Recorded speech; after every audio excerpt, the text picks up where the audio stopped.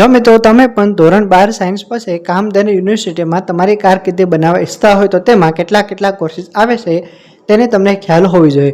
ઘણા બધા વિદ્યાર્થી મિત્રો એવા છે તેમને ખબર જ નથી કે ગુજરાતમાં કામધેનુ યુનિવર્સિટી આવેલ છે અને તેમાં પણ કેટલાક સારા કોર્સિસ થાય છે।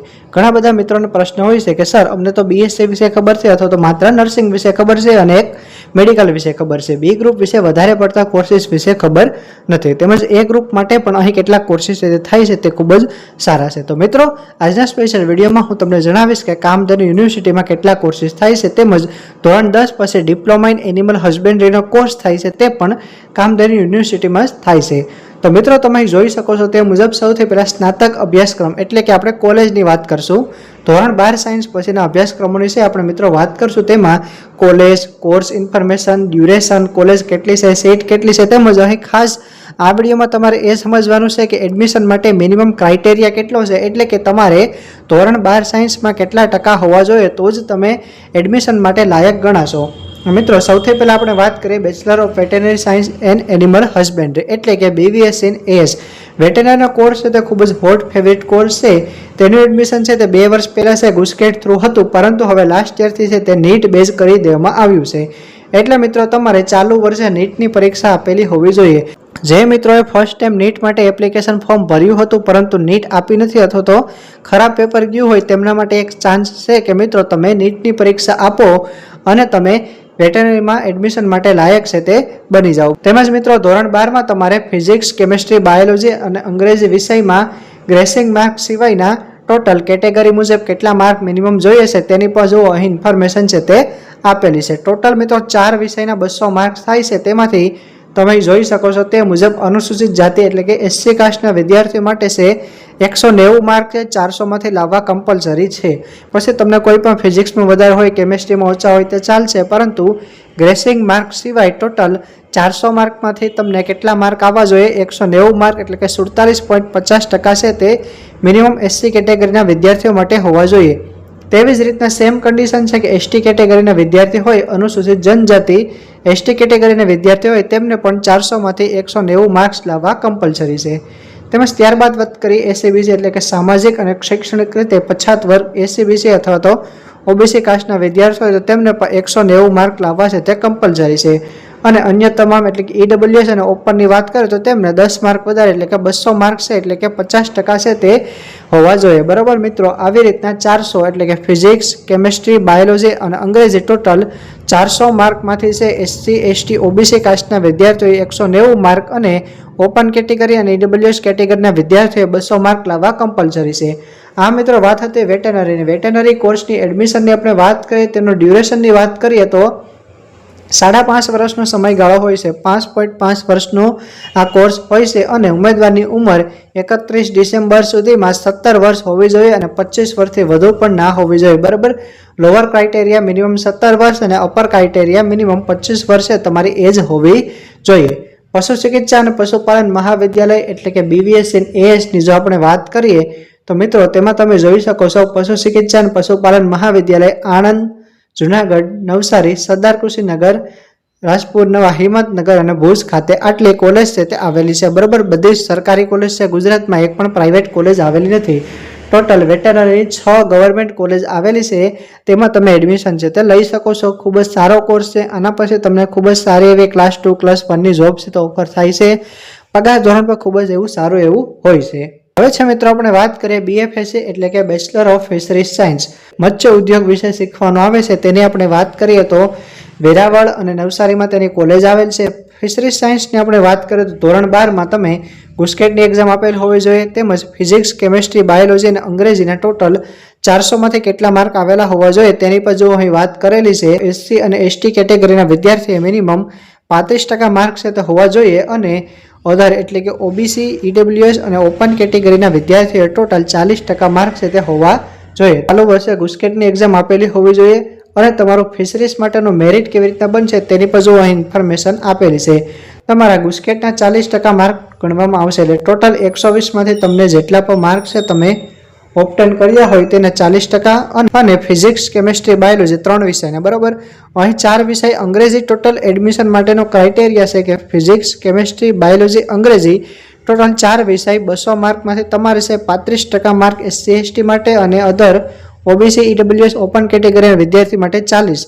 પરંતુ મેરિટમાં તમે અહીં ખાસ સમજજો કે ગુસ્કેટના તમે ટોટલ જેટલા માર્ક મેળવ્યા હોય તેના 40% માર્ક છે તે કાઉન્ટ કરવામાં આવશે અને બોર્ડના તમારા 60% માર્ક કાઉન્ટ કરવામાં આવશે તે માત્ર ફિઝિક્સ, કેમિસ્ટ્રી અને બાયોલોજી. બરાબર, આમ 60-40ના રેશિયો મુજબ તમારો એડમિશન માટેનું જે મેરિટ છે તે બનશે.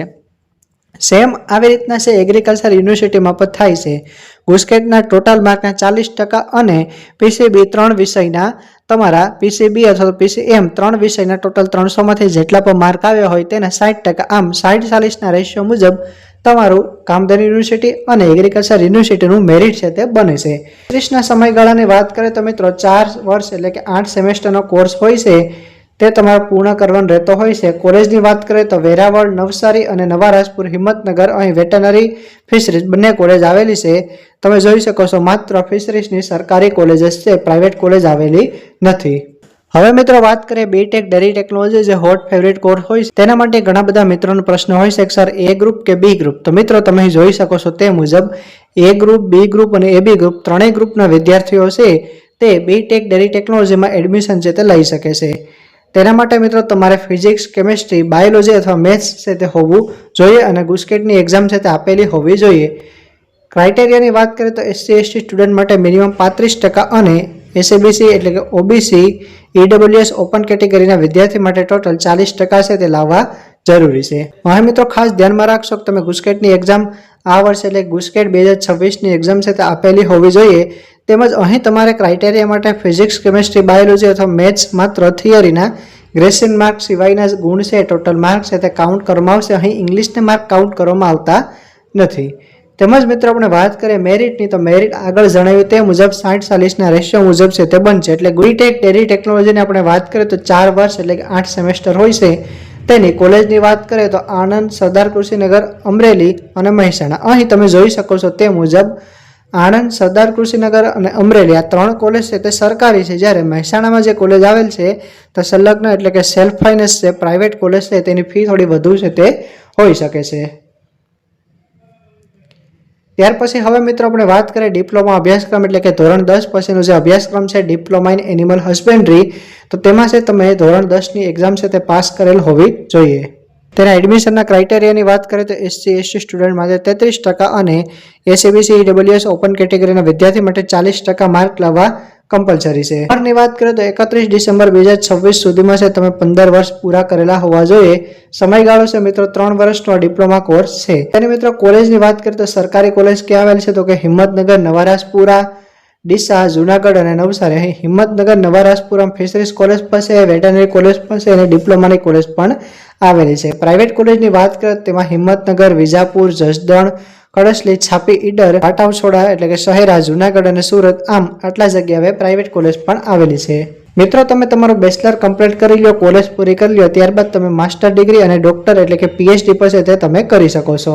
તેમાં વેટરનરી પછી MBSc master in veterinary science કરી શકો છો, MTech ડેરી ટેકનોલોજી કરી શકો છો, MFSc કરી શકો છો, MBA in dairy technology food business મેનેજમેન્ટમાં કરી શકો છો અને ત્રણેયમાં PhD પણ તમે કરી શકો છો. એટલે કે વેટરનરી, ફિશરીઝ અને ડેરી ટેકનોલોજીમાં તમે PhD પણ કરી શકો છો. પ્રવેશ માટેની પાત્રતા મિત્રો માસ્ટર્સ માટે વાત કરીએ તો જનરલ અને EWS કેટેગરીના વિદ્યાર્થીઓએ 60% તેમજ 6 છે તમારા OGPA હોવા જોઈએ અને SC/ST OBC માટે 55% એટલે 5.5 OGPA હોવા જોઈએ. PhDની મિત્રો વાત કરીએ જનરલ અને EWS કેટેગરીના વિદ્યાર્થીએ 65% એટલે 6.5 OGPA અને SC/ST OBCની વાત કરીએ તો 60% એટલે કે 6 છે તમારા OGPA હોવા જોઈએ. તો મિત્રો આ હતી ઇન્ફોર્મેશન કામધેનુ યુનિવર્સિટીમાં તેમાં વેટરનરી, ફિશરીઝ, ડેરી ટેકનોલોજી અને ડિપ્લોમા ઇન એનિમલ હસબેન્ડરીના કોર્સ થાય છે.